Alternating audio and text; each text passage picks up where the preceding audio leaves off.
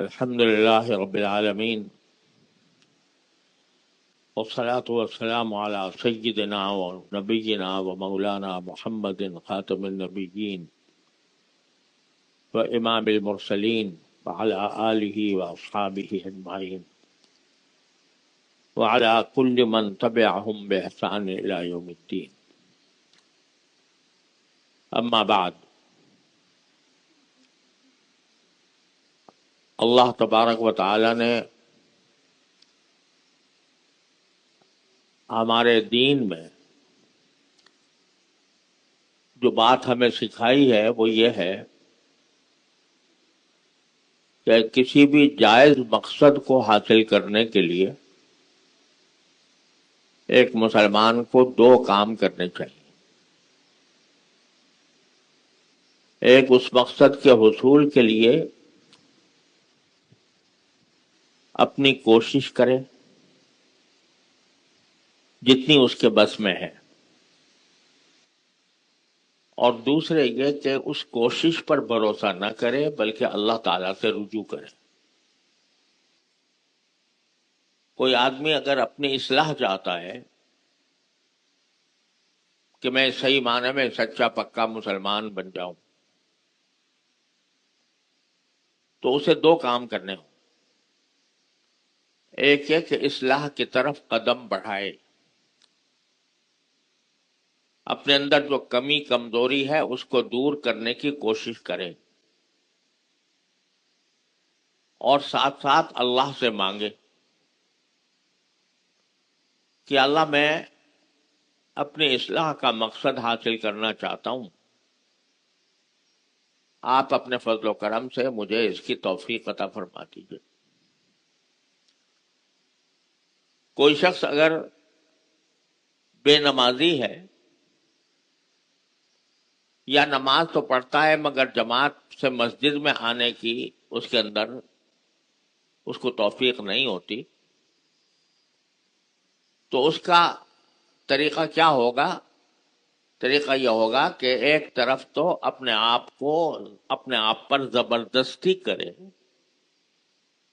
کہ جب نماز کا وقت ہو جائے تو اس وقت چاہے دل چاہ رہا ہو نہ چاہ رہا ہو، آدمی زبردستی کر کے مسجد کی طرف نکل پڑے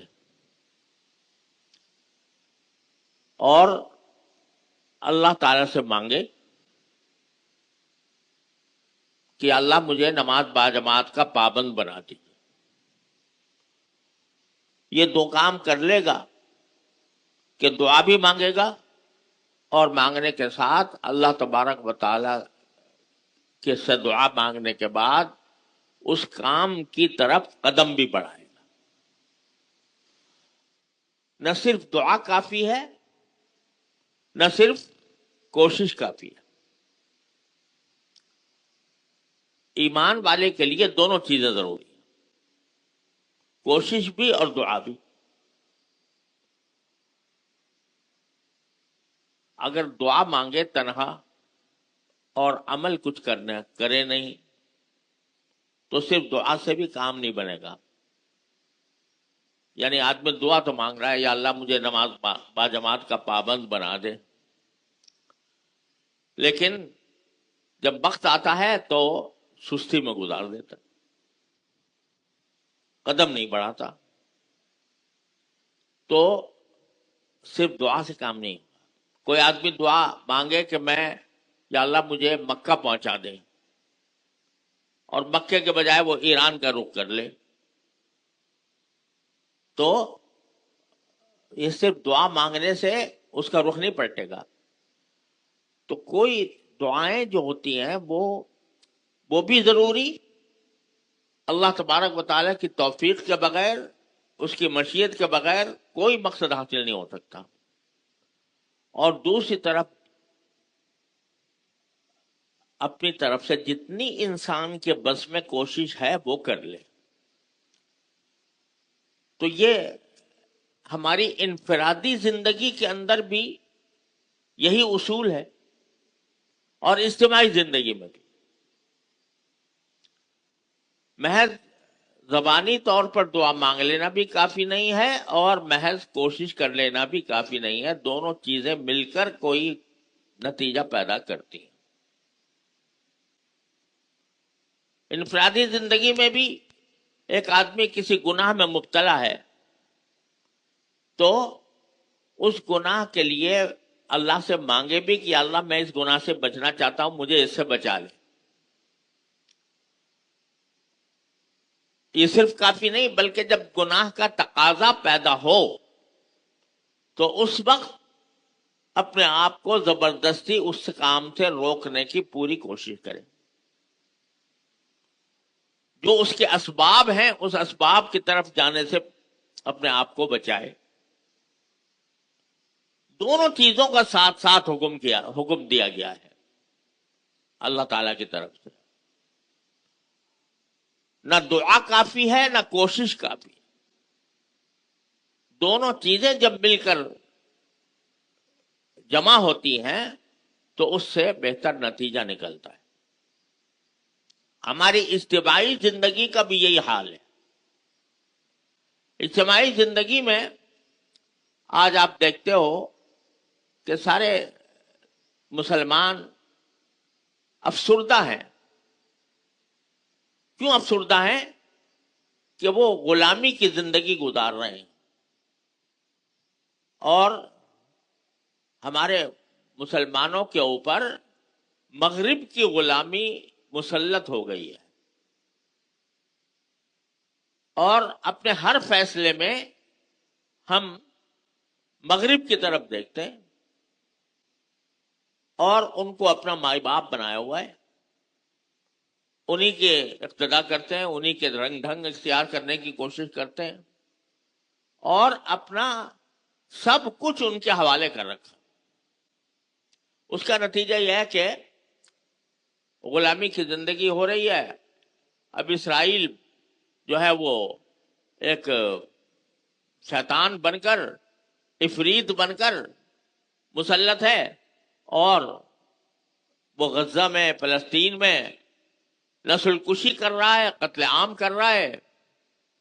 اور جس طرح ایک وحشی درندہ ہوتا ہے وہ جب چاہتا ہے ایران پہ حملہ کر دیا، جب چاہے لبنان پہ کر دیا، جب چاہے شام پہ کر دیا، جب چاہا دوحہ قطر پہ کر دیا. اس غلامی کی زندگی میں اس سے کیسے نکلا جائے؟ اس سے نکلنے کے بھی یہی دو طریقے. ایک اللہ تعالی سے دعا اور دوسرے اس غلامی سے نکلنے کے لیے کوئی عملی اقدام. آپ کو معلوم ہے کہ اسرائیل نے دوحہ کے اوپر حملہ کر دیا، قطر کے اوپر. سارے 57 اسلامی ملک اکٹھے ہو گئے اور اکٹھے ہو کر، ہونا تو یہ چاہیے تھا، پاکستان کی طرف سے قرارداد بھی پیش کی گئی تھی کہ بھائی سب مل کے کوئی اتحاد قائم کریں اور اتحاد قائم کر کے اسرائیل کا مقابلہ کریں. مگر جو قرارداد وہاں سے آئی، جو اعلامیہ جاری ہوا، وہ اتنا مایوس کن تھا کہ اس سے بہتر تھا کہ جمع ہی نہ ہوتے. اتنی زیادہ اس میں مرعوبیت اور احساس کمتری اس میں موجود تھا. لیکن میں عرض کر رہا ہوں کہ ماشاءاللہ ہمارے مسلمانوں میں بہت سے اللہ والے ہیں جو ان واقعات پر تبصرے کرنے کے بجائے اللہ تعالیٰ سے رجوع کرتے ہیں. ہم لوگ مجلسوں میں بیٹھ کے تبصرے تو بہت کرتے ہیں، لیکن اللہ جل جلالہ سے رجوع کر کے کہیں یا اللہ ہم مصیبت میں پھنسے ہوئے ہیں، یا اللہ ہم غلامی میں کی زندگی بسر کر رہے ہیں، ہمیں اس سے آزادی عطا فرما دے. ایسے دعا کرنے والے بہت شاذ و نادر ہیں، لیکن ہیں اللہ والے جو ایسے موقع پر جب دیکھتے ہیں کہ ہمارے بس میں تو کچھ ہے نہیں، ہمارے حکمران جو ہے وہ پتہ نہیں کیا کر رہے ہیں، تو ان کی وجہ سے ساری امت مسلمہ جو ہے وہ غلامی کا شکار ہے، تو جو اللہ والے ہیں وہ دعا کرتے ہیں یا اللہ ہمیں اس سے مصیبت سے نکال دے. تو شاید انہیں اللہ والوں کی دعا قبول ہوئی، اور اللہ تعالیٰ نے پھر فوراً ہی ایک ایسا واقعہ اللہ تعالیٰ نے مقدر فرما دیا جس کی بہت عرصے سے تمنا تھی، مگر آرزو تھی، مگر اس کا کوئی سرا نظر نہیں آ رہا تھا. اور وہ یہ کہ اللہ تبارک و تعالیٰ نے پاکستان اور سعودی عرب کے درمیان ایک دفاعی معاہدہ طے کرا دیا جس کی پہلے کوئی دور دور توقع نہیں تھی. اور سعودی عرب اور پاکستان کے درمیان یہ معاہدہ ہو گیا کہ ایک ملک پر حملہ دونوں پر حملہ سمجھا جائے گا، دونوں مل کر اس کا دفاع کریں.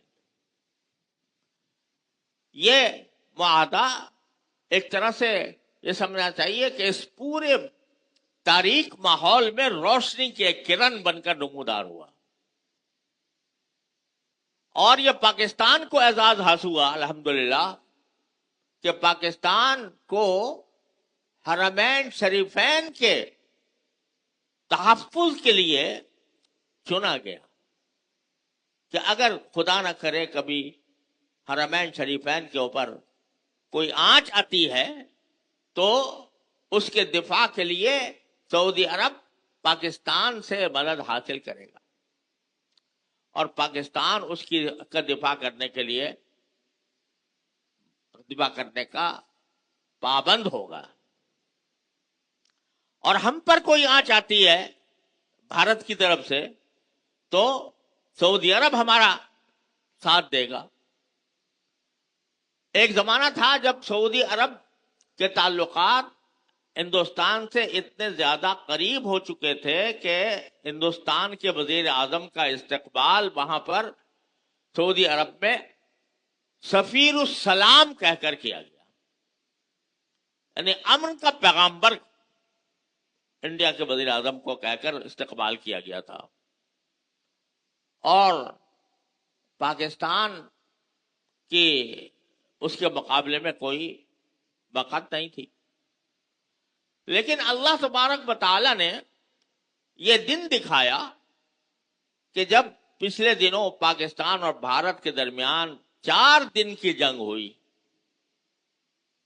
تو اللہ تبارک و تعالی نے پاکستان کی افواج کو فاتح اور سرخرو بن کر اس جنگ سے نکالا.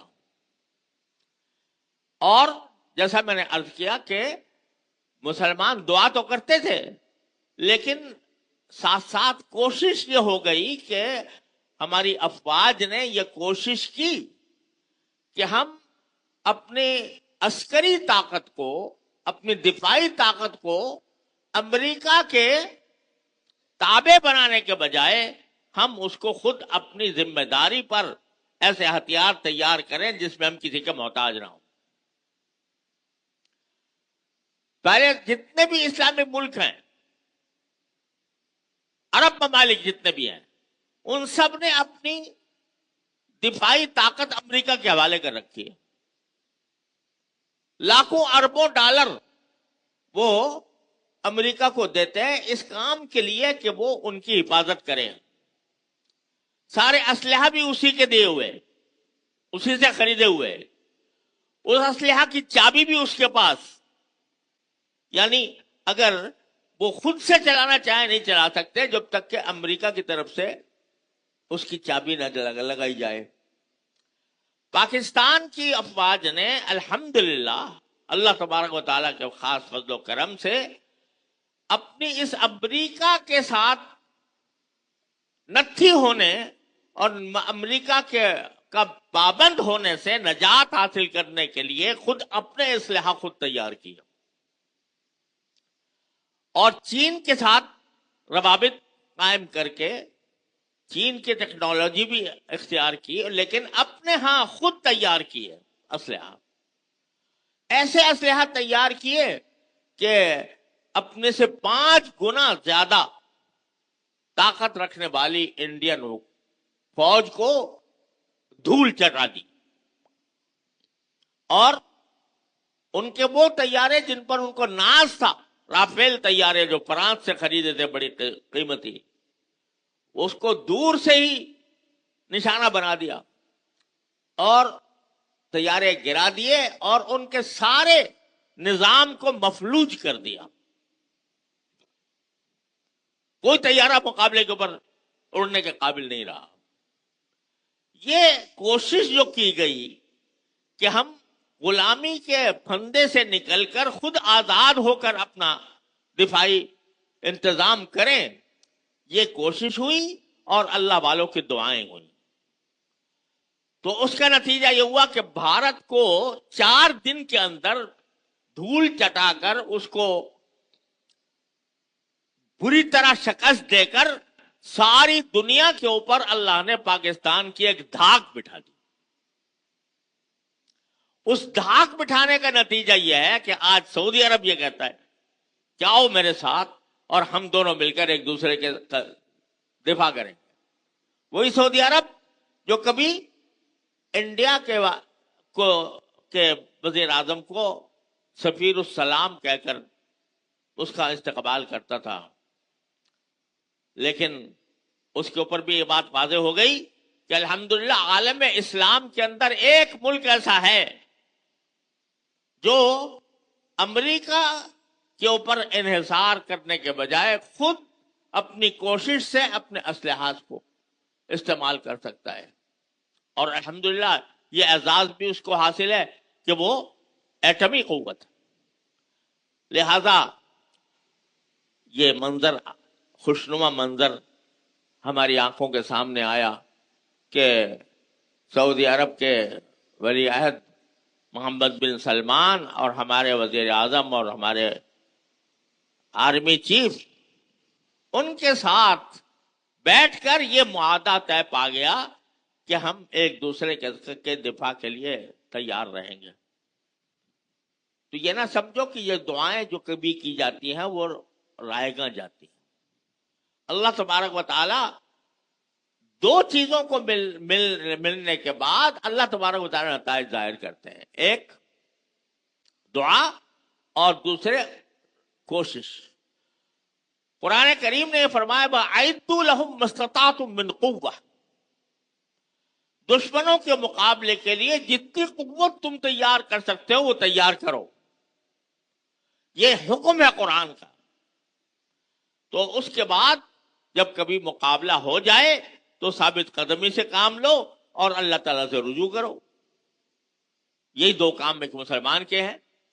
تو الحمدللہ اللہ تعالیٰ نے اپنے فضل و کرم سے یہ ایک بہت عرصے کے بعد ایک خوشی کا اور بہت ہمارے لیے قابل فخر واقعہ دکھایا کہ دونوں ملکوں کے درمیان الحمدللہ یہ معاہدہ طے پا گیا. اور حقیقت تو یہ ہے کہ سعودی عرب کے ساتھ ہمارے برادرانہ تعلقات تو مدت دراز سے ہیں، پہلے دن سے ہیں. اور سعودی عرب ہمارا نہ صرف یہ کہ ایک دوست ہے بلکہ ہمارے لیے ایک تقدس کا نشان ہے حرمین شریفین کی وجہ سے. لہذا اس کے ساتھ دوستی، اس کے ساتھ قرب تو شروع سے چلا آتا ہے.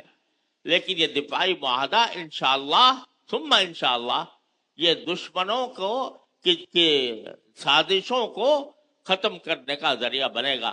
اللہ کی رحمت سے انشاءاللہ ایسا ہی ہوگا.